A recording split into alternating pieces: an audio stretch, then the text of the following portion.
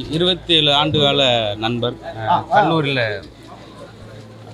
மதுரை காலேஜில் படிக்கிறதுலேருந்தே நண்பர். இன்றைக்கி ஆக்சுவலாக எனக்கு ஒரு பிறந்த நாள். இன்றைக்கி பிறந்த நாளில் காலையில் அவர் எனக்கு வாழ்த்து செய்தி சொல்லணும். ஆனால் காலேஜ் சூழல் அவருக்கு நான் இரங்கல் செய்தி சொல்கிற மாதிரி ஆயிடுச்சு.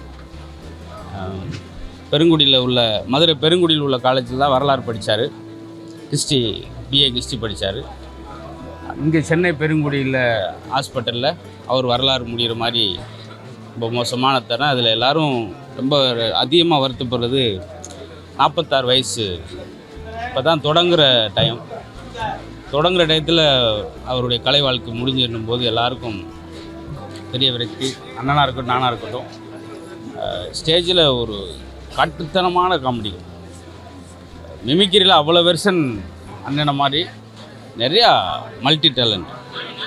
எம்ஜிஆர் பாடி லாங்குவேஜில் சிவாஜி வாய்ஸ், இந்த மாதிரிலாம் புதுசு புதுசாக நிறையா மேடைகள், நிறையா வெளிநாடுகள், நிறையா திரைப்படங்கள், அத்தனை ஜோனல்லையும் அவர் மக்களை மகிழ்ச்சி படுத்திட்டார். எங்கள் மதுரைக்காரர், மதுரை தமிழ் இன்னும் என்னை விட நல்லா தெளிவாக பேசக்கூடியவர். எவ்வளோ விஷயம் சொல்கிறேன்னு தெரில.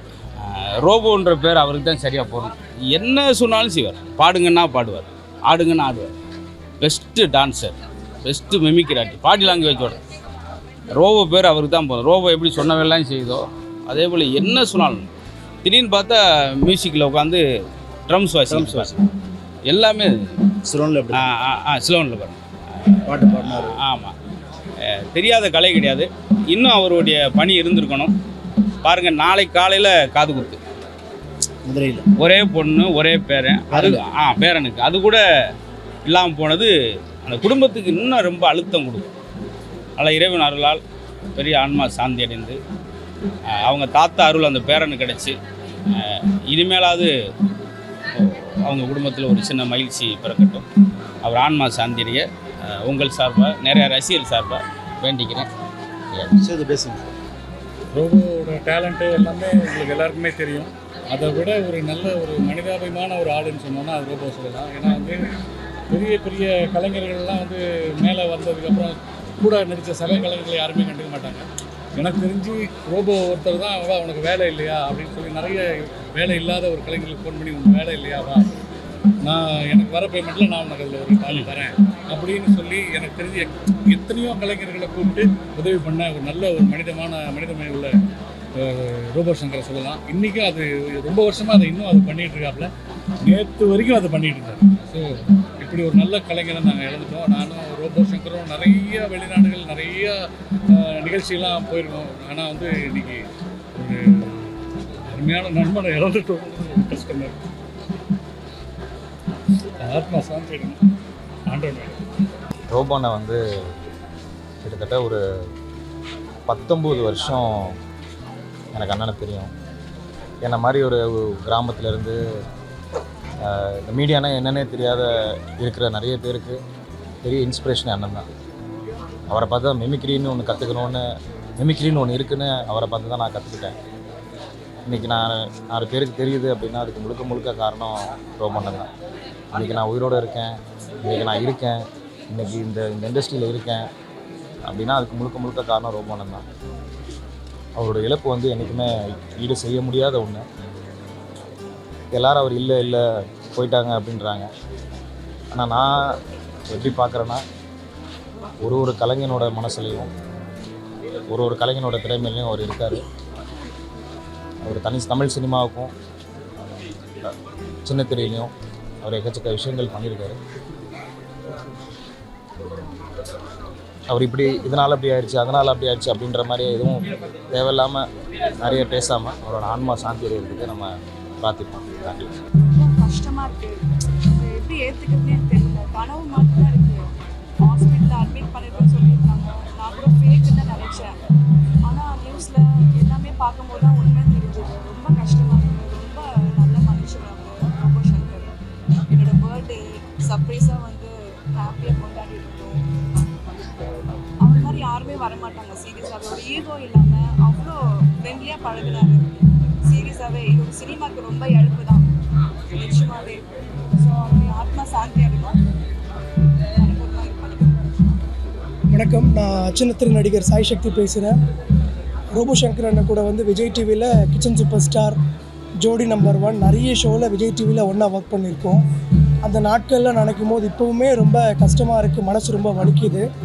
என்னை பொறுத்த வரைக்கும் மக்களை எல்லாரும் சின்ன திரையிலேருந்து மகிழ்விக்கிறாங்க, ரொம்ப சந்தோஷமான ஒரு விஷயம்.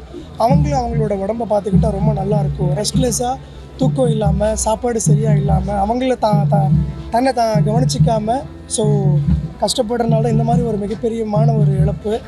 மக்களை மகிழ்விக்கிற மாதிரி நீங்கள் உங்கள் உடம்பை பார்த்துக்கோங்க. ஏன்னா ஹெல்த் ரொம்ப லைஃப்பில் ரொம்ப முக்கியம். இது ஏற்றுக்கவே முடியாது. விஜய் டிவியை தாண்டி சின்ன திரைக்கு ஒரு மிகப்பெரிய இழப்பு. இப்படி ஒரு ஜாம்பமான ஒரு நடிகர், அவரை இல்லை அப்படின்னு ஒரு நிமிஷம் கூட நினச்சி கூட பார்க்க முடியல. தங்கமான மனுஷங்க, 0% ஆட்டிடியூட். எல்லாம் ஒரு ஆர்டிஸ்ட் ஆகிட்டா, ஒரு ஃபெமிலர், ஒரு ஃபேம் வந்துட்டா அவ்வளோ ஆட்டிடியூட் இருக்குது. இவர்கிட்ட எதுவுமே இல்லாமல் டவுன் டு எர்த், எல்லார்கிட்டையும் ரொம்ப சகஜமாக, அன்பாக, பாசமாக பேசுகிற ஒரு மனிதர். இவரோட இந்த இறப்பு கனவாக இருக்கலாமா அப்படின்னு நினைக்கிறோம். இது ரொம்ப ரொம்ப கஷ்டமாக இருக்குது.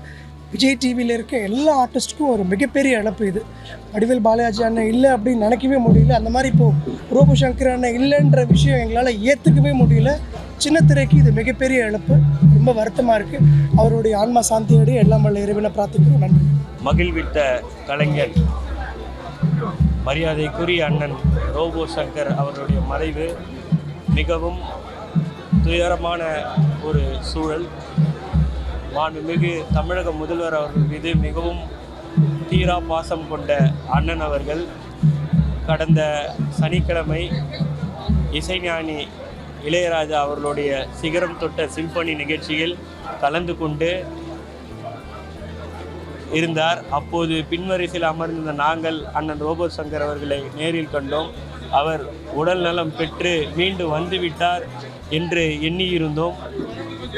எதிர்பாராத விதமாக அவருடைய மரணம் அனைத்து திரையுலகத்தினருக்கும், அனைத்து கலைஞர்களுக்கும், அவர்களுடைய ரசிகர்களுக்கும் ஒரு பேரிழப்பான ஒரு துயரமான விஷயம். நடிகர் விஜய் சேதுபதி அவரோடு இணைந்து அவர் நடித்த இதற்கு தானே ஆசைப்பட்டாய் பாலகுமாரா அந்த திரைப்படத்திலே அவருடைய நகைச்சுவை எல்லாம் என்றும் மக்கள் மனதில் நிற்கக்கூடிய ஒரு நகைச்சுவை காட்சிகள். முத்தமிழறிஞர் தலைவர் கலைஞர் அவர்கள் மீது தீராத பற்றும் பாசமும் கொண்ட நடிகர் தான் நம்முடைய அண்ணன் ரோபோ சங்கர் அவர்கள். 2006-11 காலகட்டத்திலே எங்களுடைய தந்தையார் பரிதி இளவழுதி அவர்கள் செய்தித்துறை அமைச்சராக இருந்தபோது முத்தமிழறிஞர் தலைவர் கலைஞர் அவர்களிடத்திலே நம்முடைய மாண்புமிகு முதல்வர், அன்றைய உள்ளாட்சித்துறை அமைச்சர் அவர்களுடைய முன்னிலையிலே அண்ணன் ரோபோ சங்கர் அவர்கள் விருது பெற்றார்கள். அந்த புகைப்படத்தை அவர் எப்போதெல்லாம் பேட்டி கொடுக்கிறாரோ அந்த புகைப்படத்தை பின்னே வைத்து தான் பேட்டி கொடுப்பார்கள். அப்பேற்பட்ட ஒரு கலைஞன் இன்று நம்மிடம் இல்லை. அவரை இழந்து வாடும் அவரது குடும்பத்தினர், ரசிகர்கள், நண்பர்கள், திரையுலகினர் அத்தனை பேருக்கும் எங்களது ஆழ்ந்த இரங்கலை தெரிவித்துக் கொள்கிறோம்.